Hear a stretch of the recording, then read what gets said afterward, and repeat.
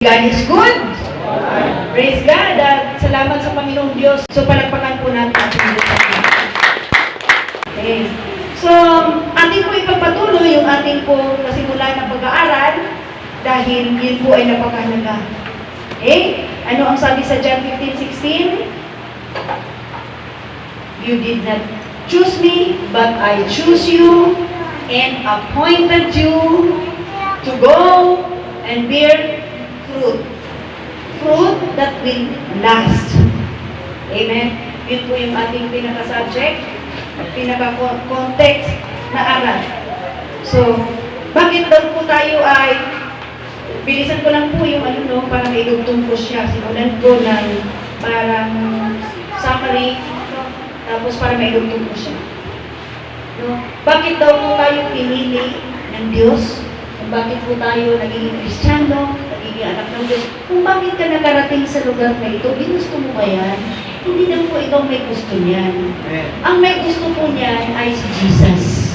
Amen? Hello? Siya po ang may gusto kung bakit ka nakarating sa lugar na ito at ikaw ay nakikinig ngayon ng salita ng Diyos. Amen po ba? Okay? Bakit ka raw niya pinili at in-appoint, no? Hindi ikaw ang pumili sa Diyos. Hindi mo ginustong ikaw makarating. Bakit ka raw niya pinili at in-appoint, no? Okay. Upang ikaw ay humayo. Amen? So, lahat ng Kristiyano ay dapat lumagay. Appointed you to go. Amen? So, yung to go na yan, humayo na yan na salita, kailangan gampanan mo kasi diyan ka pinili ng Diyos. Amen? Kaya ka pinili ng Diyos upang humayo ka. Amen? So bilang Kristiyano, lalo mo na po mga Kristiyano, na matagal na po Kristiyano, 3 years na Kristiyano, 3 years above na Kristiyano, o kahit even na baby ka pa na Christian, dahil nag-iinit, nag-aapoy ang pag-ibig, di ba? Minsan, pag baby Christian ka pa, bago ka pa lang na nakakilala sa Diyos, in love ka, di ba? Amen po ba? Naranasan mo ba yun? Grabe, parang ayaw mo nang umuwi sa bahay, parang ayaw mo nang tumigil sa kakahayo, kapag pagbabasa ng Biblia, kakapre, talagang gusto mong makasama, mga kapatiran, amen po ba? Kasi in love ka kay Lord ng panahon na yan. At yun ang gusto ng Lord na manatili sa atin. Na kung paano in love ka, dapat consistently, continually, dapat in love ka pa rin kay Lord hanggang ngayon. Amen po ba? Hello? Kasi kung sabi ng Revelations, kung maligamgam ka, kung hindi ka madalig, hindi ka mainit, isusuka ka ng Diyos. Amen? Kaya wala tayong choice kung di manatiling magpakainit. Amen? Kasi wala eh. Kung malamig ka, maligamgam ka, isusuka ka. Eh di, wala kang choice kung di manatiling mainit sa Diyos. Amen po ba? Pagkalabitin mo yung katabi mo, sabihin mo, manatili ka nawang mainit sa Diyos para huwag ka niyang isuka. Amen? Pagka isusuka tayo ng Diyos, siguro kasukasukan na tayo sa kanyang harapan. Amen po ba? So, praise the Lord. Okay, so, to go. So, kailangan po natin lagyan ang salitang to go, sumayo. Kaya kung tayo po'y matagal ng Kristiyano, sikapin po natin. Kasi sa Matthew 21, yung pong Kristiyano na hindi po hinahanapan ng Diyos ng bunga, amen? Pag walang bunga, kanya po, pinuputol. Ay, sinusumpa niya. Pag mula ngayon, hindi ka nakumunga, sabi ng Matthew 21. At yung pong isang puno pa po ng olibo, na siya po'y naghanap ng bunga, tatlong taon na bunga. Sabi niya, putulin mo rin, pagpasigit lang yun. Amen? Eh, sabi niya, sige, tulong po. Sabi niya, gano'n, ano mo na, kahit isang taon lang, pagbigyan ko muna ng panahon na siya i-cultivate para magbunga. Kung hindi pa rin, sabi ng tagapag-alaga, putulin na lang. Bakit? Pampasikip eh. Sumisip-sip lang ng nutrients eh. Amen? Sumisip-sip lang ng nutrients sa lupa, imbis mapunta sa iba para lalawang bunga, nakuha niya, hindi naman siya nagbubunga, walang kwenta, puro dahon. Eh yung dahon, kanat-kanat lang yun eh. Wala namang pakinabangan pag mga dahon, sinusunog lang yun. Amen po ba? Amen? So ganun po po ang mga Kristiyanong hindi nagbubunga. Okay? Kailangan tayo po ay magbunga at yung Great Commission, kailangan po natin gawin yun. Amen? To go. Go ye. Amen? And make disciples. Church, tungkulin natin yun. Kaya tayo pinili ng Diyos kasi gampanin natin yun. Trabaho po yan na binibigay niya. Amen po ba? Amen naman sa 1 Corinthians chapter 3 verse 8. No? Yung nagtatayo ng nagbibigay, isa. At nakadepende daw po ang natatanggap ng bawat isa doon sa kanyang pagtrabaho sa Panginoon. Ay, meron palang blessing eh. Pag nagtatrabaho ka sa Panginoon, may pagpapala. Hello? Subukan po natin para maranasan po natin pagpapala ng Diyos. Amen po ba? At alam po natin, kapag meron po, kasi nahumayo tayo, meron po naligtas, nagsisi, tumaligo sa kasalanan, nagkaroon po ng Luke 15:7, nagkaroon po ng great joy. Amen po ba? Sa langit po pala, pagka ikaw nagsisi, o yung isang nadala mo sa Panginoon, dahil humayo ka, nagkaroon po ng kagalakan. Nagpipiesto po ang mga angels, nagsasayawan sila, nagsasaya sila sa ganap dahil merong isang kaluluwa na nagsisisi ng kanyang kasalanan. Amen po ba?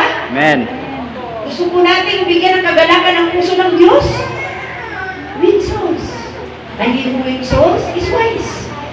Proverbs 11:30. Amen po ba? Amen. At sa Matthew 4:19, come, follow me, and I will make you fishers of men. Amen? Tayo po pala ay tinawag ng Panginoong Jesus. Amen? Para po tayo ay mamalakayan ng tao. Amen? You know, church, yung kaligtasan ng marami, ay pasalin po yan sa puso ng Diyos, ng Panginoon. Pasalin. Kaya inilalagay ng Diyos ang burden sa atin, inuutusan po niya tayo. Come, follow me, and I will make you fishers of men. Tayo po ay mamalakayan ng tao. Amen? Kaya huwag po natin kalimutan na mag-invite kasi trabaho po yan ng bawat isa na mga pinili at hinirang ng Diyos. Pinili ko kayo, hindi kayo ang pumili sa aking upang kumayo. At italaga. Amen po ba? So tayong lahat po yun. Para po sa ating lahat yun. Hindi lang po sa pastor. Amen. Kaya nga po, Ephesians 4:11-12, kaya nga po meron pong, si Jesus po, bago po siya umakyat ng langit, no? Dinala niyang bihag ang ating pagkabihag, at siya po nag-iwan ng mga kaloob. Ano po yun? Some are apostles, some are prophets, some are teachers, pastors, and evangelists. Amen po ba? Bakit meron ganun? Upang lumago daw po, upang tumatag ang church. Amen po ba? Ang kingdom ng Diyos. Heart po ng Diyos yan. Magkikiisa po tayo. Amen po ba? Hello? Naunawaan po ba natin, church? Okay. Now, yung pong appointed you to go and bear fruit. Okay? Kailangan po natin mamunga. Nandun na po yun. Number 1 and 2. Pinagsama ko na. Number 3, and bear fruit that will last. Ito po yung spiritual fruit na ating pong pinag-aralan tuli, no? Ano po ba galing sabi sa Galatians 5:22? Yung fruit that will last, that will bring you to heaven, for eternal life, that will last. Kaya ano daw po yun? But the fruit of the Spirit is, number 1, love. I'm sure, sa pakikinig po natin, matagal na pakikinig, punong-puno na po tayo ng pag-ibig. Amen? Punong-puno na tayo ng pag-ibig. So, lalakad ka sa buhay na ito, untouchable ka ng anger. Untouchable ka ng pumutang po inanakit. Untouchable ka. Wow. Amen? Untouchable ka. Walang power sa'yo. Ang mga anger na yan, mga inis na yan, sino mang naiinis, sino nang gagalit, sino pong nagbigay ng pumutang po inanakit, wala untouchable ka because you are now full of love. Amen? So yung mga baggage na yan, yung mga ginagawa ni Satanas sa atin, no, pabibigatin ang ating buhay. Kasi di ba ang inis, ang mga pagkabalisa, ang mga problema, ang mga tangkugan, ano po yan? Pabigat mga baggage po yan eh. Napakahirap tumakbo, lumangkad na meron kang pasang-pasang mabigat na baggage. Amen po ba? It's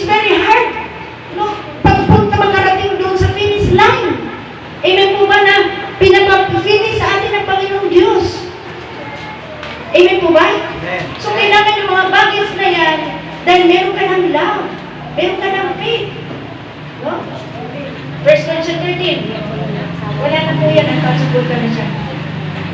Dahil punong-puno ka na ng pag-ibig. Lagi ko man sinasabi, pag punong-puno yung puso mo ng pag-ibig, hanapin mo yung galing po, tampoy na namin. Di ba wala? Kasi pag-ibig nandun eh. Because that is the nature of God. Amen po ba? Kung ang Diyos na nagkain na sa atin, ang nature ng Diyos na sa atin, kung siya ay pag-ibig, tayo din po ay pag-ibig. Puno ng pag-ibig. Lumalakad po tayo na may pag-ibig. Amen po ba? Nabubuhay po tayo may pag-ibig. So masaya ang buhay kapag po pag-ibig. Amen? Amen. Hello? So, yun po yung church. So, sabi nga po natin, the greatest form, the highest standard form of love is loving your enemies. Ayan. Ang Kristiyano, wala talagang kaaway yan. Amen? Amen. Kapag meron kang kaaway, sasabihin naman ni Lord sa'yo, love your enemies. Oh, kaya wala ka talagang kaaway. Kasi kung may kaaway ka, utusan ka rin ni Jesus, love your enemies. Walang kaaway. Tingnan ko ba? So, masarap. Pag walang kaaway, walang bigat, walang kinatatakutan. Tingnan ko ba? Hindi ka mahahailan, hindi ka maiinis. Di ba? Sa'yo ng buhay, wala kang kaaway. Amen? Kasi nga, love talaga is the key. Pag-ibig lang ang susi ng love, ika nga sa awit. Amen po ba? Amen. So, ang Kristiyano puno-puno ng love yan, ha? Amen po ba? So, walang Kristiyano nabibigatan kasi puno-puno siya ng pag-ibig. Amen? Anong sunod? Love, joy. Joy. Di ba? Oh, great joy. Dala-dala po ng anghel yan. Yung balita, yun, di ba? Yung ipinangaral si Jesus Christ, tapos narong inutusan po yung mga pastor na pumunta ron sa Bethlehem, no? Ang sabi ng angel, huwag kayong matakot, ako'y may dala-dala great joy, na magdadala ng great joy. May dala-dala ng anghel yan. Ang great joy ay si Jesus. Amen. Amen ba? Kasi po ang solusyon ng lahat ng kasalanan, tukso, problema, kabalisaan, lahat ng bigat ng buhay ay si Jesus. Amen? So, dala-dala ni Jesus ang great joy. Amen po ba? Na yung great joy na yan, na si Jesus na sa atin na siya may dala, so dala-dala po, nung tinanggap natin siya sa ating buhay, dala-dala na rin po ni Jesus yan sa ating buhay. Kaya meron po tayong great joy na. Amen po ba? Tayo po may nakakaramdam na po ng kagalakan in the midst ng marami pong bigat, maraming pagsubok, marami pong usapin, nakakaramdam po ba tayo na parang kahit meron yan, pero masaya ka pa rin? Amen? Ibig sabihin nung si Jesus na may dala-dala ng great joy ay nakarating na sa buhay mo. Amen po ba? Tama ba yung aking pagkasunod-sunod? Love, joy. Amen? So, yung kagalakan na yan, bilang mga anak ng Diyos, ay dapat ini-enjoy na natin yan. Amen? So, ibig sabihin, wala nang malungkotin ng Kristiyano. Amen. Hello? Kasi may great joy, may kagalakan ka na sa puso mo. Yung love, joy, peace, patience, kindness, faithfulness. Siya po yun. Lahat po yan ay nanggagaling sa Diyos. Amen? Amen. At lahat ng yan ay binibigay ng Diyos kapag ikaw ay nabuhay spiritually. Amen. Hello? Pag ikaw ay masugid na talagang nabubuhay ka sa spiritual, darating at darating yung mga fruit of the spirits. Pero pagka hindi ka nabuhay ka sa flesh, sa laman, nabuhay ka sa mundo, indayog ng mundo, sistema ng mundo, malabo ka magkaroon niya. Kaya pag may problema ka, parang malungkot na, parang give up na ako, parang wala ng pag-asa. Pero kung ikaw talaga ay nabuhay sa Espiritu, araw at gabi, araw-araw ng buhay natin, kahit ano pang mga problema dyan, ano pang mga darating na mga storm sa buhay, mga tribulation sa buhay, mga pagsubok sa buhay, kahit nandyan sila, pero ikaw ay nagaganap pa rin. Dahil alam mo, merong Diyos na tutulong sa'yo. Amen. Amen po ba? Kaya walang Kristiyanong malungkutin. Dahil may Diyos tayo na tutulong sa atin. Amen. Amen po ba? Makipaglaban, makipagbaka sa atin. Amen po ba? Okay. So ano lang po yun? sabi ng John 14:27? No? My peace I give unto you. It's a peace that the world cannot give. It's a peace that the world cannot understand. Amen? So, my peace. Bago umakyat si Jesus Christ sa langit, yung kapayapaan ay iniwan na sa atin. Kaya pag tinanggap mo si Jesus Christ sa buhay mo na nampalataya ka sa Kanya, imposible hindi ka papayapa. Kasi may Jesus na nagbibigay ng kapayapaan dyan sa buhay mo. Kasi nandoon siya sa looban mo. Amen? Napakalaga po sa tawag kapayapaan. Pag wala kang kapayapaan, ang balat sa buhay. Hindi mo magagawa ang dapat mong gawin. Talagang imbis na pupunta ka ron, maraming nasasaki, kasi magulo ka. Hindi payapa.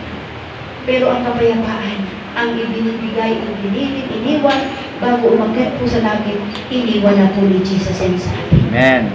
Kaya walang Kristiyano hindi payapa. Amen. Kapag totoo kang tinanggap mo si Jesus, na nag-iwan ng kapayapaan, ibig sabihin po ng mapayapa ka. Amen. Pero, ay bang sabi sa Psalms, ang masama ay walang kapayapaan. Pag wala kang kapayapaan, check your heart. Baka nasa kasamaan ka. Amen po ba? So, my peace I give unto you. It's a peace that the world cannot give. So, number 4, patience. Pagtsatsaga, patience. Ito po'y kailangan nating bungang ito na hilingin po natin sa Diyos. Bakit? Mahirap ang taong walang pasensya. Pero ang sabi ng Diyos, be patient. Be patient. Bakit? Ang taong mainisin, ang taong mainipin, ang taong magagalitin, wala siyang pasensya. These are the marks of a fool. Bangmang. Pag isang Kristiyano mainipin, magalitin, mainisin, that's the mark of being fool. Mangmang ka raw. What do you mean by patience? It is the ability, isa daw po yung abilidad. It is the ability to be able to control your emotions. Yung meron ka ang patience na buhay, isang abilidad na kaya mo na i-control, hawakan, no, i-manage yung emosyon mo, na nakakaranas ka ng impulse sa buhay mo at yung mga hardship sa buhay mo. Amen po ba? Doon mo siya gagamitin, yung patience na yun. Amen po ba? Lagi mo sinasabi, kailangan natin magbaon ng libong-libong pasensya everyday. Amen. Kasi meron talaga sa paligid natin. Kasi si Satanas, walang misyon kundi inisin ka, galitin ka, amen po ba, sirain ang araw mo, amen? Amen. So kailangan, may ability ka na i-hold mo, i-control mo yung emotions mo. Kasi bakit? Pag nagagalit ka na, hindi ka na masaya. Pag naiinis ka na, hindi ka na masaya. Pag naiinig ka na, hindi ka na masaya. Alam niyo yung mainipin, walang pasensya yun. Pag naiinig ka, nagmamadali ka, lagi natin sinasabi, pag nagmamadali, madalas nagkakamali. Bakit? Hindi na napag-iisipan, hindi na ipag-pray. Kagaya nung pupunta tayo sumakay tayo ng jeepney. Nakita lang natin sa doon banda sa SM. Yung sa mga save 50%. Diba? Ito naman, takbo ka sa SM, may sale doon. Ganyan, makapura ko. Pero alam niyo po ba, meron akong chismis na narinig dyan. Yung mga presyo na yan, tinataasan nila, tapos, yung sale, yun pa rin yung minsan ang price nun. O binawasan lang nila ng konti. Ganyan ang business. Meron akong narinig.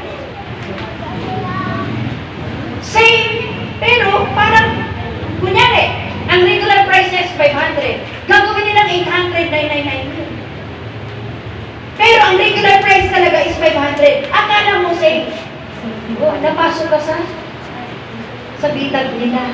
Kayo mahilig sa sale-sale? Naku, iwasan niyo yan. Merong pandaraya dyan nangyayari, balita ko. Ha? I-confirm nyo na. Kaya pag nagmamadali, nag-rush ka na kaagad, yung pala, pili ka ng sili, pili ka ng pili. Kahit anong pinili mo na puntang sale-sale lahat, gusto mo. Gusto mo. Pagdating mo sa bahay, yung emotion mo, parang nawala na dun sa bagay na yun. Nakita mo, hindi mo kailangan. Naranasan yung ganon? Parang gusto mong isuli. Pero wala ka na magawa kasi nabiktima ka na. Amen? Nabulol-bulol ka. May ganon. Minsan bibili ka na isang bagay. Pagdating, parang excited ka kasi mura natin. Oo, ganito pa lang tayo sa bahay. Parang kailangan mo.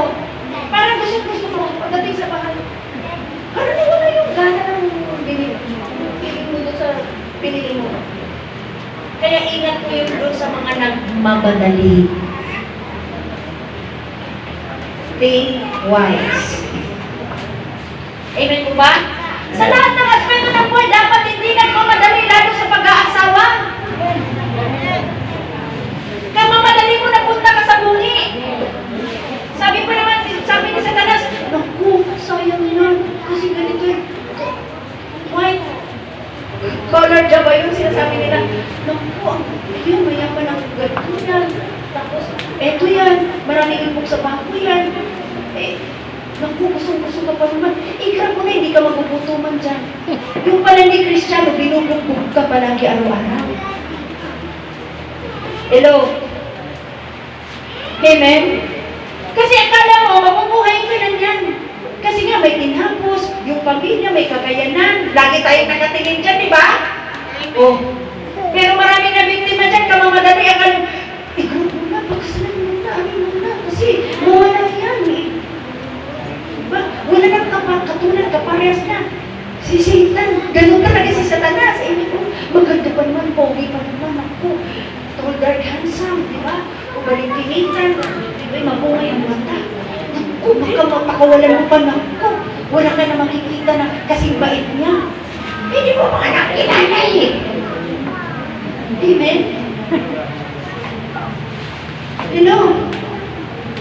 Hindi mo pa nakilala. Tapos parang ayaw mo nang pakawalan kasi parang walang nagkapareha sa kanya. Huwag kayong nagmamadali. Kilalanin niyo. Amen po ba? Knowing each other, dating each other, no? Bago po, kilalanin mo siya kasi, pag naglilikuan pa lang yan, wala namang ipapakita ang pangit na ugali yan eh. Hello? Hello? Amen ba mga tatay, mga nanay? Amen. Akala mo caring, akala mo loving, akala mo thoughtful, akala mo talagang, pag naging mo rin kayo, kumain ka na ba? Matulog ka na, excited ka, tapos mo. Amen? Hello? Huwag mo may sarili mo ha, huwag ka magpuyan. Kasi talaga lang, lahat, pasundo-sundo pa yan. Sundin ka sa opisina, sundin ka sa kanaroon, sundin pa. Pero nag-asawa! Huli-huli niya sa kanya, talagang nagkita din magkadikit. Pero pag nag-asawa na, iniiwan ka na ng tulad, isang metro distansya niyo. Amen po ba? Hello? Tapos, nung naging nagkakawa, I miss you, binibigyan. Sus, nung nagkasama mo ilang buwan lang, ni-chat, ni-text, wala na. Oh, nagtatawa si Mama doon. Parang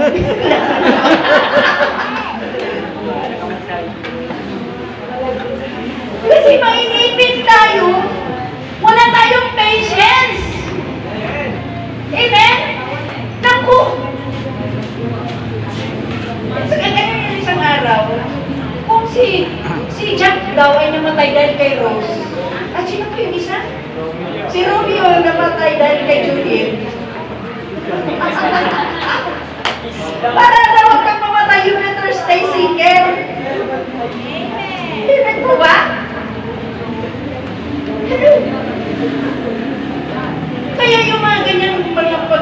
Pag pinag-iisipan, pinag-pray yan. At ginagamit to. Hindi ito. Amen.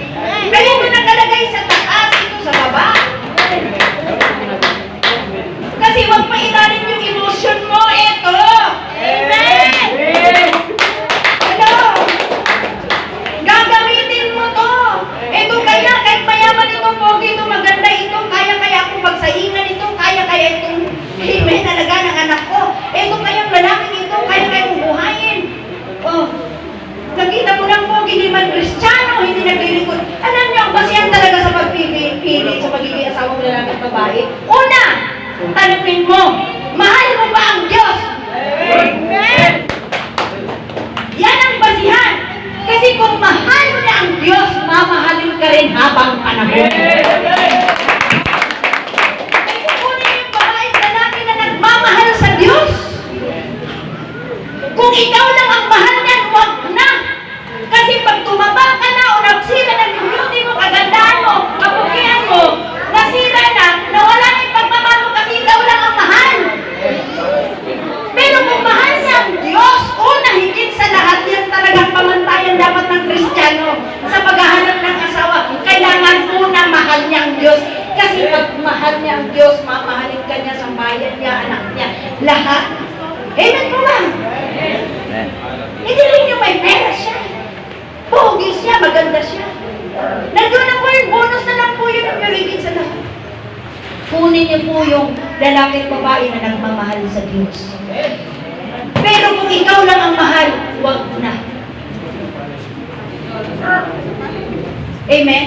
Kasi maraming discouragement makikita sa'yo, nawawala na yung pagmamahal niya sa'yo. Amen? Pero alam niyo, yung nagmamahal sa Diyos,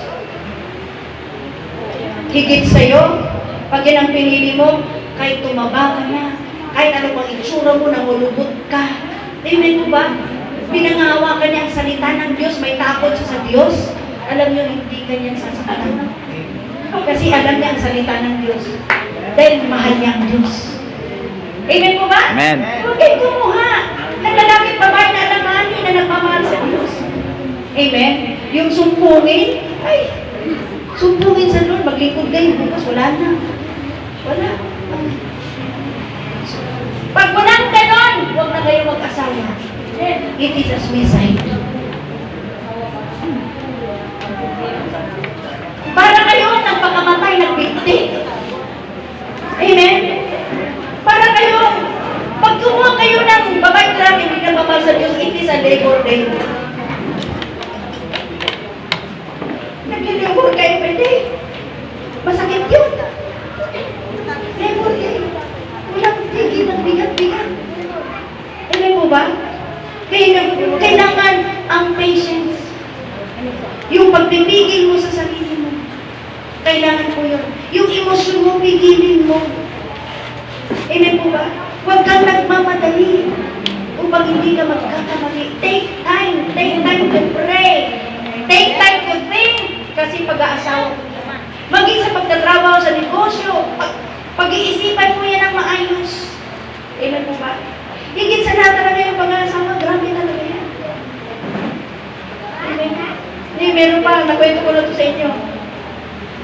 Merong isang, totoo to ha, hindi to invento. Merong isang babae na nagustuhan ng unbeliever. So, syempre, sinabi ng babae, hindi tayo pwedeng magtayo, lalo mag-asawa, kung hindi ka ma-born again. Kailangan sasama ka sa akin, sabi ng babae. Nang sa ganun, aprobahan tayo ni pastor. Kasi dinitay ka kasal ni pastor pag ganyan ka. Yung ginawa ng lalaki, sumama na.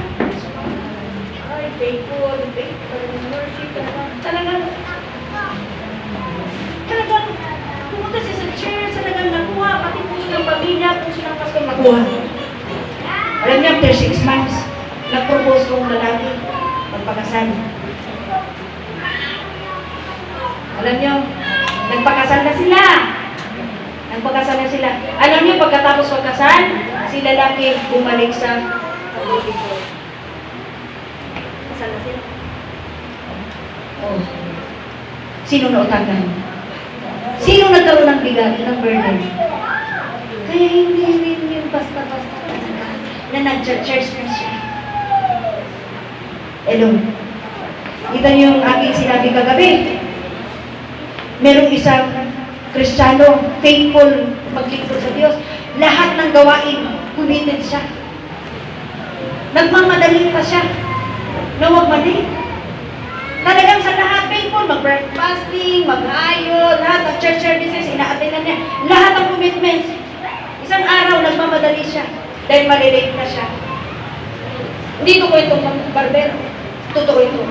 Isang araw, nagmamadali siya. Naputol. Nabangga siya ng truck.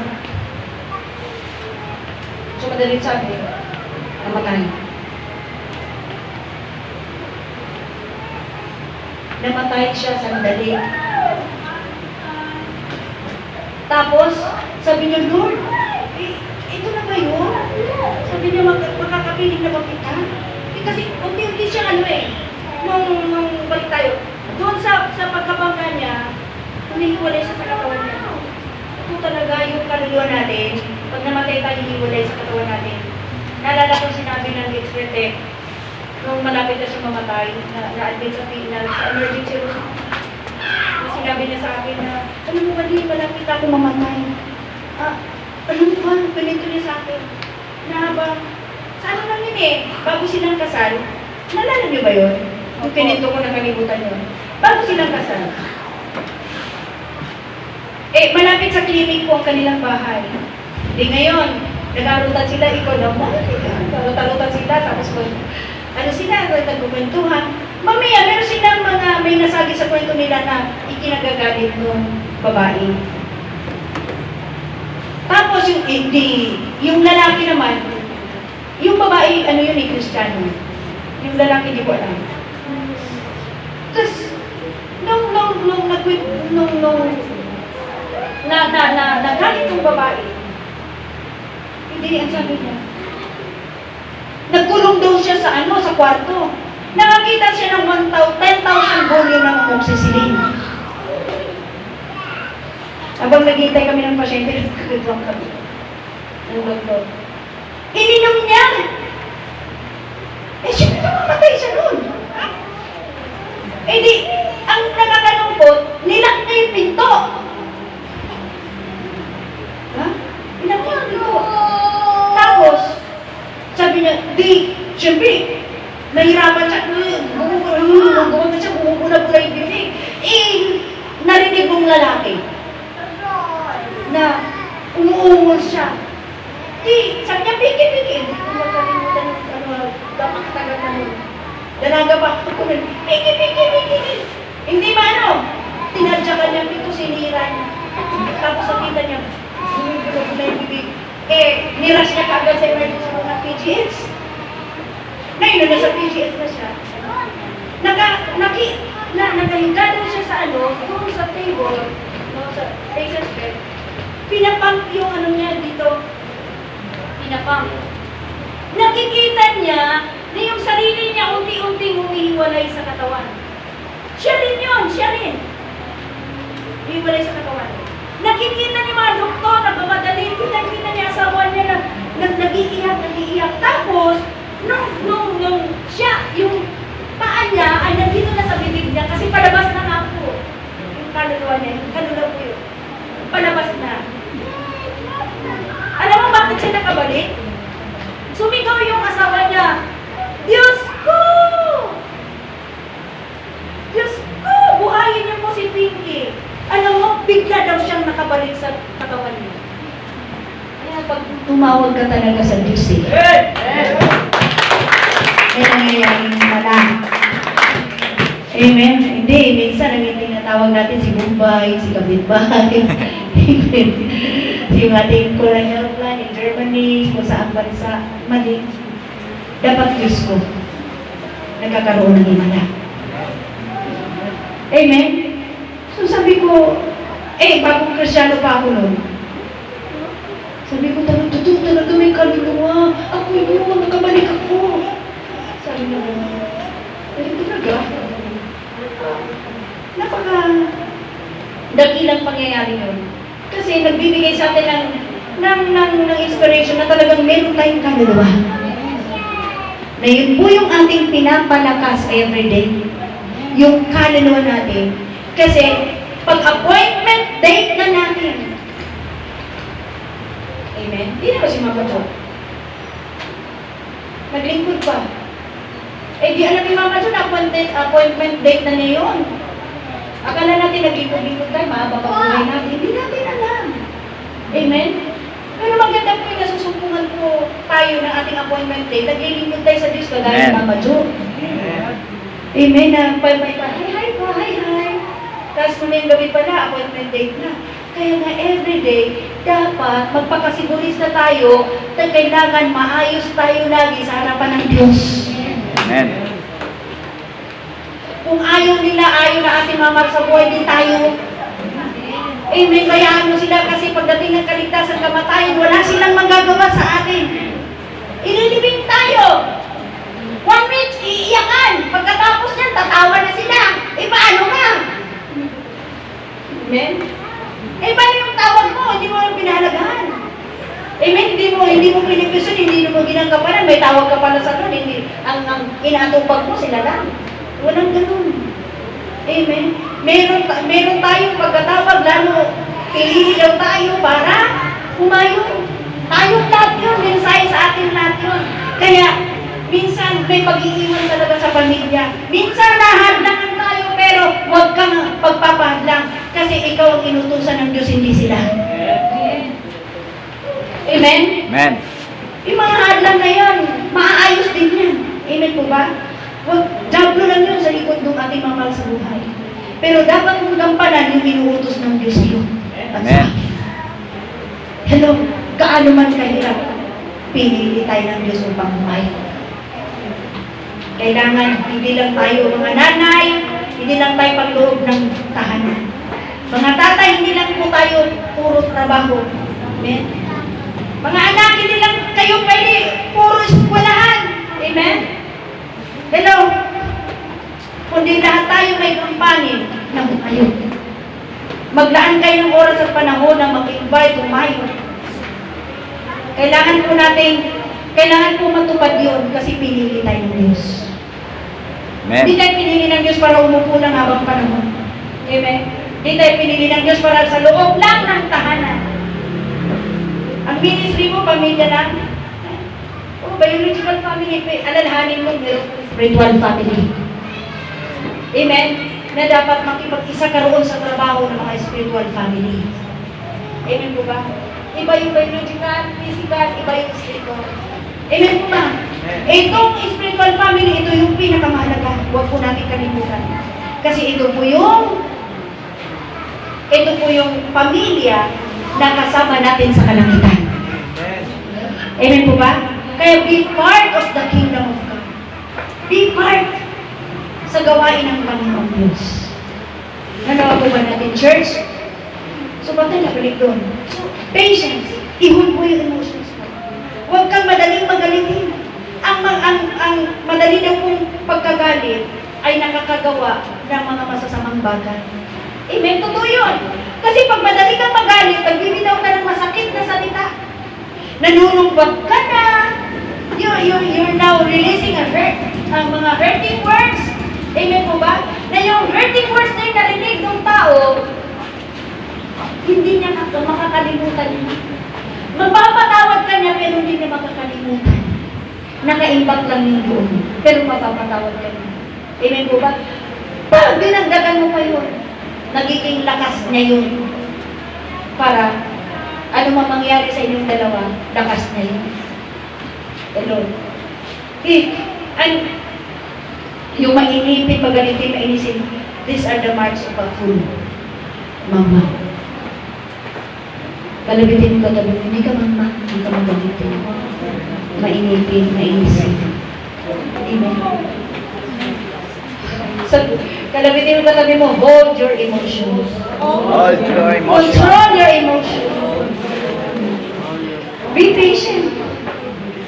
Amen? Ano sabi ng Proverbs? A patient man is a smart. Hello!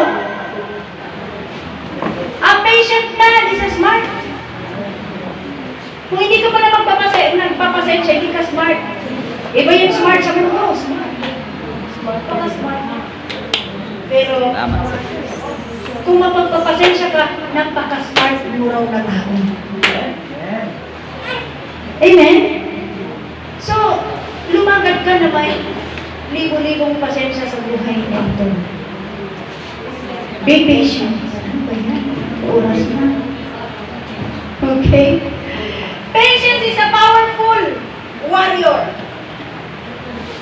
It produces victory and harmony. Patience is a powerful warrior. Ba? Warrior pala ang patience. It produces victory and harmony. Amen? Kaya naman sa lahat ng panahon magpapasensya ka. Kahit pakulit, upo. Kasi talo ka doon eh. Masisira araw mo eh. Amen? Kaya magpasensya ka. Amen. At kung magsalita ka, dapat biglang. Amen po ba?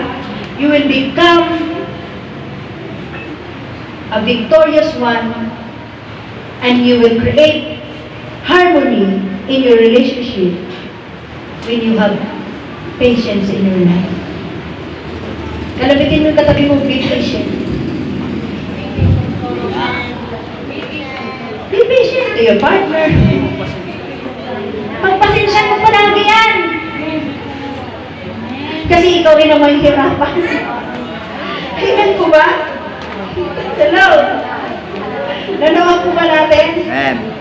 Get your emotion under control and keep it ruled or you will hamper or destroy your life. Wala kang patience, masisira talaga buhay mo. Ipong-control mo talaga yung iyong feelings. Yung madali magtampo. Nagganyan, Kristano. Nakarinig lang ng ganitong salita. Nagalit na kaagad. Ano ka ba? Hindi ka ba smart? Sisira mo ba ang buhay mo? Nakakarinig ka na ng ganitong salita. Hindi ka lang na-entertain. Nagtatampo ka na. Nag-inanakit ka na. Ba't ganon? Hindi masaya buhay mo. Bakit ko nasasabi yun? Hindi ko kasi ginagawa sa buhay mo. Nilalawagan ko yung pasensya ko talaga eh. Amen. Amen. Kasi kung hindi sasaya buhay mo. Hello? Mabibigatan lang talaga ang buhay mo. If you cannot control your anger, you will say and do many foolish things. Yan. Anong sabi ng James 1:19? Dahan-dahan kayo, huwag daw tayo. Huwag tayong magalit agad, dahan-dahan sa pagkagalit. Kailangan mabagal daw tayo magalit. Hello? Kalamitin mo yung katabi mo, bagalan mo yung galit mo. Huwag kang impulsive. Bagalan mo yung galit mo. Bagalan mo yung tampo mo, yung inanakit mo. Bagalan mo lahat yung mga mikrobyo ni Satanas na kakapit sa'yo. Mga mikrobyo yan, sisirain ka. Amen po ba? Bagalan mo talaga. Hello. Proverbs 14:29, a patient person is very smart. Amen. Hello. Okay. Anyway, anger is not always wrong. Amen. Ang Diyos na nagagalit eh. Amen. Alam naman eh, minumura ka na ng anak mo, nakangiti ka pa rin. Amen. Amen. Minumura ka ng asawa mo. Ay, thank you ha, sa mura mo.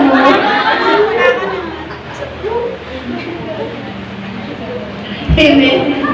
Ay, thank you ha. Ang galing mong magmura. Salamat sa Diyos. Amen. The anger is not always wrong. Kung when something wrong is taking place, dapat medyo ka rin magalit. Amen. Kaya dapat magsaway din po tayo. hindi po tayo nagsasaway. Amen po ba?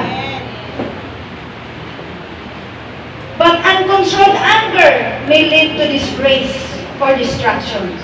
Talaga. Yung destructive na anger, meron kasing constructive na anger eh. Amen po ba? Yung destructive, wala kang takunggangan sa pagsasalita mo ng galit. Amen po ba? Pero yung constructive, alam mo, nare-repair mo. Kapag ka nagagalit, kasi may something wrong na hindi mo gusto. Kaya na minsan, yung way natin ng corrections, the way we speak, amen, the way we correct is wrong. Kailangan yung anger mo ay constructive. Amen po ba? Na nagagalit ka kasi, ano mo ba nagagalit ako? Nagagalit ako kasi mapapahaka ka dyan dahil mahal ka ng Diyos, mahal kita. Diba? O. Pagpasensyahan mo ako, anak, asawa ko, dahil ganito, ganyan. Binigay ko ng Diyos sa buhay mo para katuwang mo, para sa kaligtasan mo, kaya pasensya ka na. Di ba siya matouch niyan? Constructive yun, dina-repair mo ang dapat mo sa amin ng Satanas. Amen po ba? Maging sa magkaibigan, magka-churchmate. Amen po ba? Magka-klase. Amen po ba? Amen. Kailangan meron po tayong patience. Naunawaan po ba natin, church? Okay? That is a powerful warrior. Take note. Patience is a powerful warrior that produces victory and harmony in the family and every issues of life. Patience is a virtue. Amen? Danangin ko na tayong lahat na nakarinig sa araw na ito ay punong-puno na tayo ng pag-ibig. Punong-puno na tayo ng kagalakan. Punong-puno na tayo ng kapayapaan. Punong-puno na tayo ng pasensya. Dahil lahat ng iyan ay galing sa Diyos. Amen? I believe in the Lord. Pag natapos natin ang preaching na to, we look like God na. We are like God na. Katulad at kagaya na tayo ng Diyos. Wala na nakikita ang nagtatampo, naiinis, naghinanakit, wala na,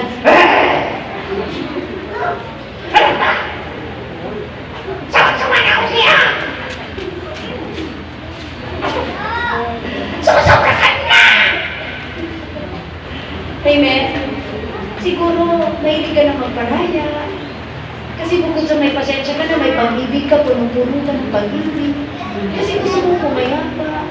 Eh, paano ba? Di ba? Punong-puno magkalpa ng kagalakan. Nasa may mga bagay ng mga mikrobyo ni Satanas para kumapit at sirain ang buhay mo. Di ba wala? Amen. Amen? Opo, maraming mikrobyo si Satanas na gusto kang kapitan. Huwag kang magpakapit. Amen po ba? Amen. Hello? Palabitin mo ulit katabi mo, be patient enough in this life. Be patient to your wife, to your husband, to your classmates, to your co-workers. Eh, lahat ng katrabaho, KKK, magpasensya ka para masaya ang buhay. Amen. Kasi pag nagagalit ka, nainis ka, nainip ka, nalayamot ka, ay wala na, hindi ka na masaya. Satan is destroying your life. Amen? Okay?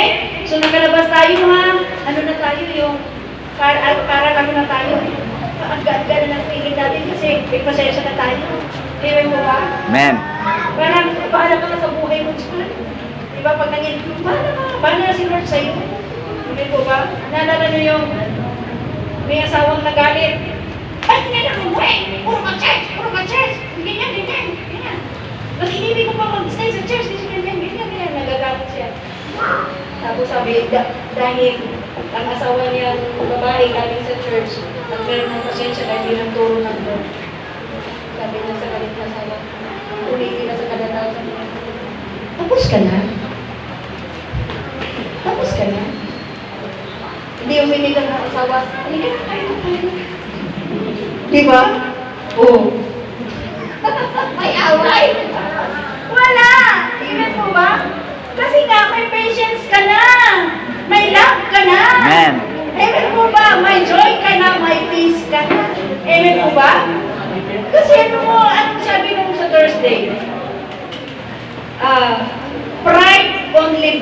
quarrel. Pride! Only breeds quarrel. Yung po aming aral nung kasi all about this na. Amen po ba? Yung mga pride, kasi mga pride. Kung wala sa magkarelasyon, kung walang lulunok ng pride, kakain ng pride, sasabog kayong dalawa.